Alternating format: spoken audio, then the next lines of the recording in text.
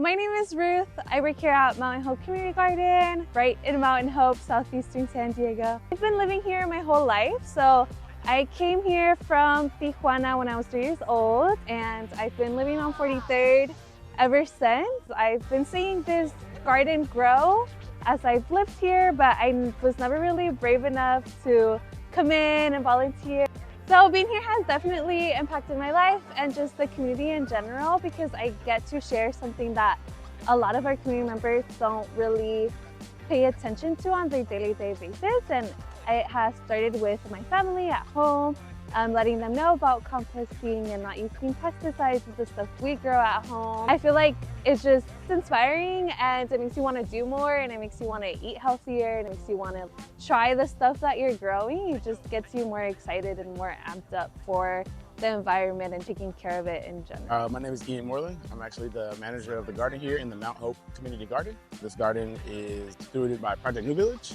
Everyone comes here and they find joy. I feel like no matter what kind of day you have, you're not gonna leave here feeling the same. Now, I spend every day with my hands in the soil, constantly talking to community members. I work with high school students. I teach garden education. Gardening has completely, like I said, transformed my life. It's all about serving our community and connecting with people. That brings me joy. Composting kind of gets a bad rap, right? People kind of immediately think trash. Even just talking with the language of it all, compost isn't trash. Compost is where regeneration happens. So healthy soil is the foundation for all of life. If your soil isn't healthy, your plants aren't growing. If your plants aren't growing, the bees aren't coming around. If the bees aren't coming around, then we're not getting fruit. If you're not getting fruit, you're not getting your vegetables. And your diet take a tank. You might still be eating fruits and vegetables, but they may not be as nutrient dense because the soil isn't good, because we've depleted our soil. The work that we're doing now in composting, we're tackling one of the biggest issues that we're facing. I think it's just that education. I think we understand that composting is what's healing, or what will heal our planet. We were just kind of given a green bin, right? And most people don't know what to do with it, and so they don't know that the food scrap should go in without plastic.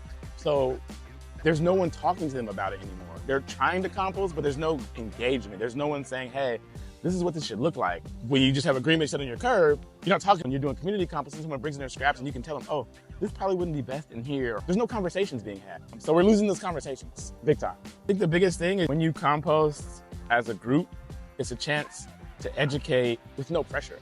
In a space where they volunteered to bring their scraps, they're open to the education. They're interested in learning more why we do it this way versus that way. And there's so many different ways you can compost. You can compost with insects, you can compost with heat, big piles like the city does, these big giant piles of things, or you can do something very small and intimate in your home by just taking the scraps off your counter and setting them in a container, and once in a week, maybe putting them into a worm bin and letting the worms do the work. And you've got this nice, I call it like farmer's gold, right? Black gold, because it's just nutrient dense, rich, black goodness. I don't know. I mean, composting is amazing. It's healing, you know?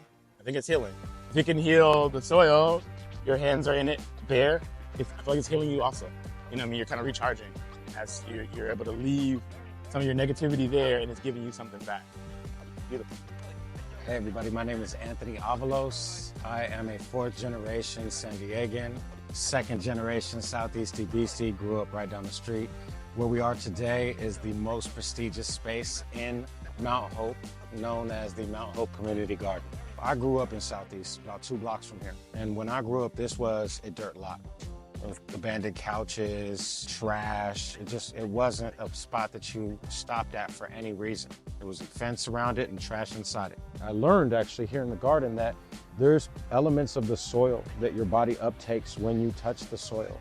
And it does have a calming impact physiologically. And so there is a chemical exchange between us as human beings and the earth. Now I recognize this space as being something that has helped me on my healing journey. When I absolutely needed a place to start healing, this place was here for me. And so as I continue on this journey, I recognize that this is now a hub for growth, for exposure, and for healing. In recognizing that we don't even have access to land, right? Let alone the ability or agency control over that land, right? It made me realize that we are not quite ready for the conversation of land stewardship in a sophisticated way. So land stewardship is something that for me is an introduction to the idea of agency over our lives. And there's a responsibility that comes with that stewardship, right? Land stewardship to me connects with some of the, say, ancient teachings of indigenous peoples on these lands and lands all over. But I think that having the responsibility and the honor of being able to care for the land and watch it produce these beautiful things that sustain you is quite a privilege. Project New Village is this beautiful space, and I want to share this space with more people. Frank James Buncombe IV, and we're located here on SNS Friendly Ranch, where my family has had the right to steward the land here since 1980. Land stewarding has completely changed my life, how I think about the world, to make an attempt to shifting from living on the land to living with the land, and then allowed me to bring all these people in the community and literally create avenues for them to heal the land that is here and be able to sit back and watch the land heal them. The composting on this site, we've been taking care of horses for decades. Now we also have goats that we tend to, cows, pigs, chickens, and all this manure can be seen by some as waste. It breaks my brain sometimes. Not everybody has the time, land, space, and capacity or skill set to be able to compost the manure. But started from that fundamental, this is literally valuable to us. How can we then take this and compost it? Try to reach out to different compost sites who need more nitrogen. Hey, we got poop. If you want it, come take it for free because we got a bunch of poop. So that's where it started from, and then building on from there. Okay, this is something that we can build that will build up our soils for all the land healing journey that we're on to grow food and provide food for our community. The dream is to be able to be producing enough compost that all of our needs here are beyond met and that we can start offering free compost to our community as well. I think what our city has tried to do from a municipal perspective is a step in that direction. At the same time, I've noticed some barriers to entry with that because bins, if you put a bunch of food scraps in a bin and leave it out in the sun for a week before it gets picked up, it can get a little gnarly if they just come and dump your bin out and you got a bunch of residue in your bin.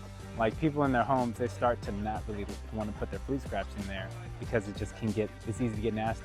While it's a step in the right direction of trying to separate our food scraps from landfill, there's still some strides that we can make. But everybody lives in a tent on a ranch and wants to scoop manure and compost, and that's okay. Not everybody needs to do that.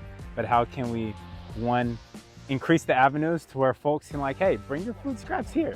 I would love your food scraps because honestly, composting is the last thing we do with food scraps. That's all the different uses. First, we're who wants to eat this? If humans are eating it, do the goats want it? Do the pigs want it? Do the chickens want it? First, we want to keep food that was grown in the food system. So that's where we're going first. And then it's do the worms want it? And then if the worms don't want it, they're okay, now let's put it into our thermophilic composting piles. So that's honestly the last step for us because there's all these avenues and we're trying to get the most out of everything. Don't know if I believe in waste. Fundamentally. I think we're making a huge stride in our compost system here today. We experimented with vermicomposting, worm composting a little over a year ago. One of the things we're doing today is getting a cool worm bin set up inside of our pig pen. It'll be really easy to, as we're cleaning the pig pen and cleaning out the pig manure, to just add it directly into our worm bin on the side where the worms aren't at so it gets a chance to break down a little bit. But I'm super excited to get the worms back into our practice, get the worm casting, get them back into our garden bed. I love worms, they're so cool. Which is crazy, 2 years ago I wouldn't have touched one. And now I'm give me all the worms. My name is Xochitl Osomatli. I didn't know much about composting before coming here, to be honest. I pretty much learned everything on the job. Once I've started composting, using the bucket and throwing my food waste in there, anytime that I don't have the bucket, it feels like I feel that it's missing. And I feel that when I'm throwing food in a trash can because there's no compost bin, it feels more waste. I'm aware of that, and I feel that is food that could be going into compost, back into the earth, back into a more sustainable thing, because most of the carbon dioxide from food waste is in landfills, and that is such a big contributor to global warming. And so I feel looking at it on this bigger scale, our small actions may not feel like they make a difference, but once you get started, it's hard to go back. For people to see that, to see the community in being outside and in working with the land, I think that that's something that can really draw people in. My name is Nikki. My friend introduced me to this space and I fell in love with it. I started coming more often, every weekend. and then it just became part of my routine. I didn't even know what composting was before I came here. I didn't know what that means. And when my friend brought me here, I was like, wow, that's really cool that you guys turn food scraps into dirt to take care of the garden and the plants here, so that the plants and the trees can grow into fruits, so that the fruits can come back to the community, to the people that live here. While I'm here, I've learned that I also like connecting to other parts of the earth that are not human beings, other species like birds or bugs. I used to be afraid of bugs. I used to be scared of them, but you know, being here has made me learn that there's nothing to be scared of. They're just tiny little guys, and they helped us grow the compost. Like, they don't do anything. If anything, we like kind of destroy their habitat. Like, I didn't know that you have to let the pile of your compost mature. I didn't know that there's certain temperatures that it needs to reach. I learned that there's different styles of compost, and this is not the only one that there is. We do a certain technique, and other people do other stuff. I've been to other compost sites. I learned a lot from composting and just giving back to the earth.